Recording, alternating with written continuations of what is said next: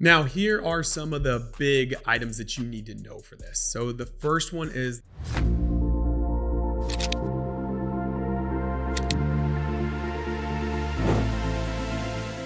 the OB3 Act was passed into law as of July 4th, 2025. Included with that is a brand new tax provision. It's temporary for 2025 to 2028.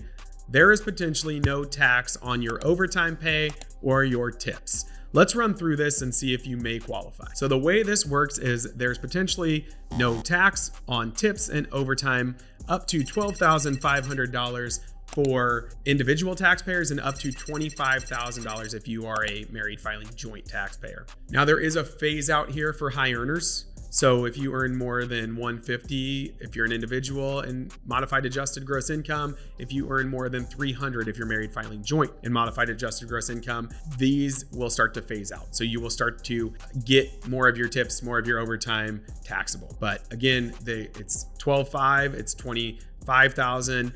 If you are under those thresholds, if you go above those thresholds, it's going to start to phase out. Once you earn a certain amount, it'll be gone completely. Now, here are some of the big items that you need to know for this. So the first one is that this only applies to occupations which historically have customarily received tips. Right? So your waiters, your bellboys, things like that, your bartenders, this is not going to fly if I'm trying to bill you for your taxes and call it all tips, that's going to get audited. It's not going to be allowed. So you have to make sure that you're in an occupation that historically gets tips. So again, waiters, caddies, right? Car wash attendants, those people that if you're getting tips, know that that's the first rule. It has to be an occupation that customarily gets tips. They have these listed. I'm sure this will come up more and more, and they will make this more open to be able to find it and everything as you go into do your taxes or get your stuff together for your CPAs and accountants to prep your taxes in 2025 and through 2028. The next thing to know, which is very important, is that these tips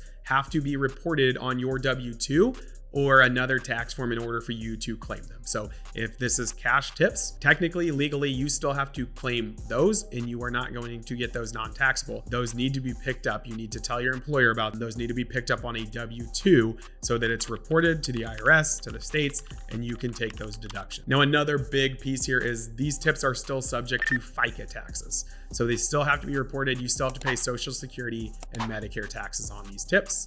Your employer, you still have to pay it on those tips as well that you have for your employees. But overall, they're not subject to federal income taxes. They are subject to FICA taxes. Another important item to make note of here is that automatic gratuities are not considered tips. So when you're at a restaurant where they're showing, okay, we got an automatic 18% gratuity added to the table, that's not going to be considered a tip. So that cannot be reported as tips. It must be reported as income, but that's how automatic gratuity works. This is just for actual tips that are voluntary. And the only other piece, overtime works the exact same way. The only difference or the only thing to note here is that overtime is going to need to be reported and broken out separately on your W-2. So the payroll providers, if there's accountants that are doing payroll, like they should start to get updated forms for W-2s that break out overtime. Payroll providers already know this because the overtime is usually set into a different box. It's often paid differently. So that's going to need to be reported and broken out on your W-2 so that it can clearly be shown what is taxable and what's not taxable. So if you're in an occupation that customarily receives tips and you have historically received tips, or you want to start receiving tips,